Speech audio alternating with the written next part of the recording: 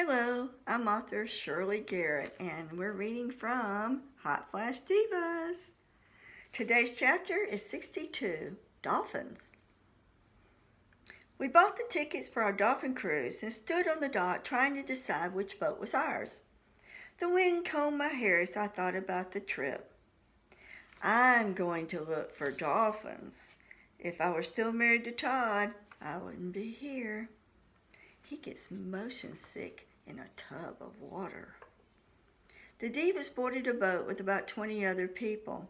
Gina had insisted on the package that served wine.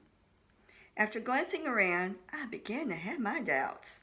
It appeared to me some of the passengers had a head start on the festivities and were already staggering. I decided to chill and have fun.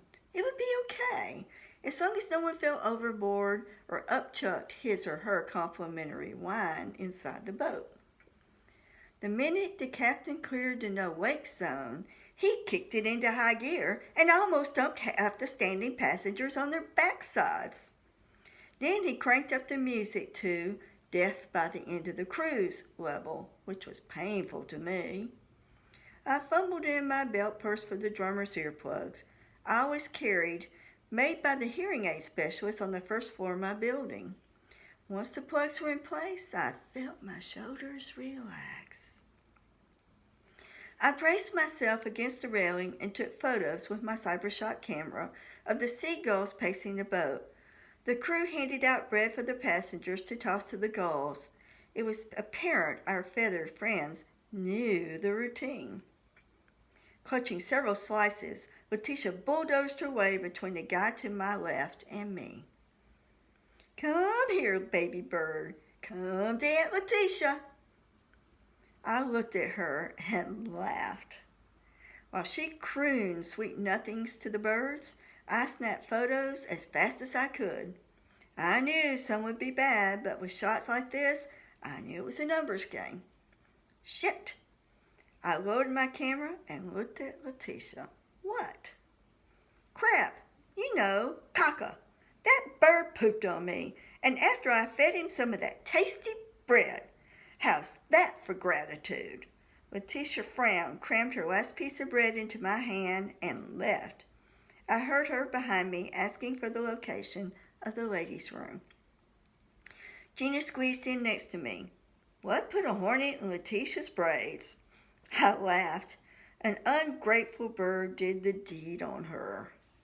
Ah, merde. Gina nodded her understanding. I heard Gina use that word before. It was the Italian version of poop. I handed her the bread. I suggest you throw it as far as you can and don't entice them to come close like Letitia did. The bread ran out and the gulls gave up the chase. After 30 minutes with no dolphin sightings, I was beginning to believe this would be a mere ear-splitting rock and roll boat ride instead of a dolphin cruise. To my surprise, the captain bellowed, "Dolphins, port side!" Unknown to me, I was standing on the port side of the boat. I could feel people's bodies pressing against me, pushing me against the railing as they tried to see. Unable to breathe under the onslaught, I clicked away, trying to track the pod's progress. There were 5 adults and 1 baby in the pod. The sun glinted on the dorsal fins when they rose. Everyone oohed when they heard the whoosh sound from the dolphins' blowholes. After the dolphins had swum past us, the crowd moved as one to the back of the boat to follow their progress. Gina gave me a wild-eyed look. I thought they were going to squeeze the pee right out of me. I got to find the head. She disappeared, and Kat moved to stand beside me. What's with Gina? Bladder crisis. Serves her right. She sweet-talked 2 different crew members out of extra wine. Really? I gave Kat an incredulous look. I gave her my glass because I didn't like it. No wonder she has to go so bad. Kat thumbed over her shoulder. Letitia's on the other side of the boat, telling folks she was shit on by a demon seagull with beady red eyes. I can't wait to hear how she jacks that story around to tell poor Aaron. I heard, woohoo! Cat and I followed the gazes of people standing near us. Some long, lanky guy, only in purple swim trunks, stood on top of the roof of the boat. While holding onto a pole, he wiggled and gyrated like a male stripper.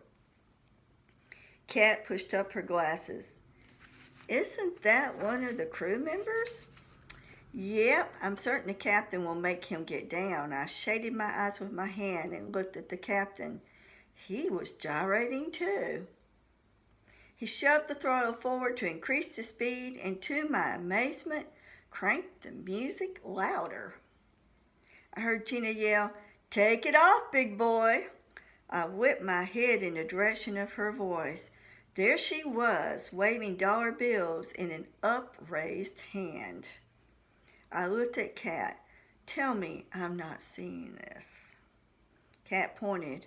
I followed the direction she pointed, and to my astonishment, our Southern Baptist Letitia was dirty dancing with some big old boy I'd never seen before. She was grinding her ample backside in the vicinity of his crotch. Is she drunk? I asked. Cat shrugged. We best go get them before we get arrested for something indecent. You get Letitia.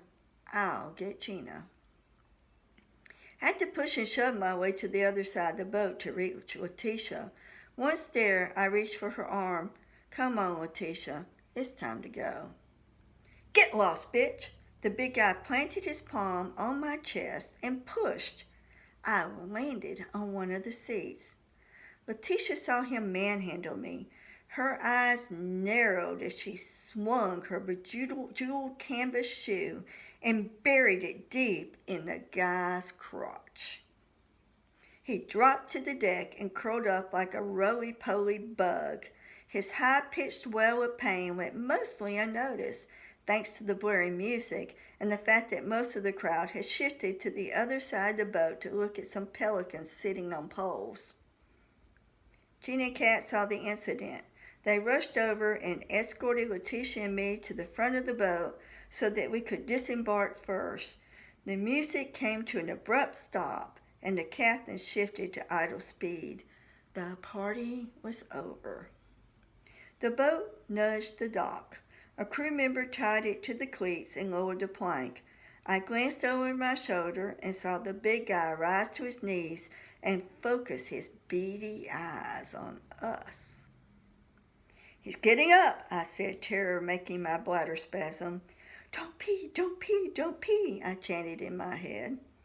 Letitia, Gina, and Cat swiveled their heads in unison toward the threat. He gained his feet and swayed. We ran like we had the force of a Saturn V rocket propelling us. Come back here, you cunts! We made it to the minivan and climbed inside. Cat peeled out of the parking lot and lost us in the traffic. I hope you enjoyed this chapter. Have a great day. Stay safe, stay well. Like, leave comments, subscribe, and definitely share with your friends. See you next time.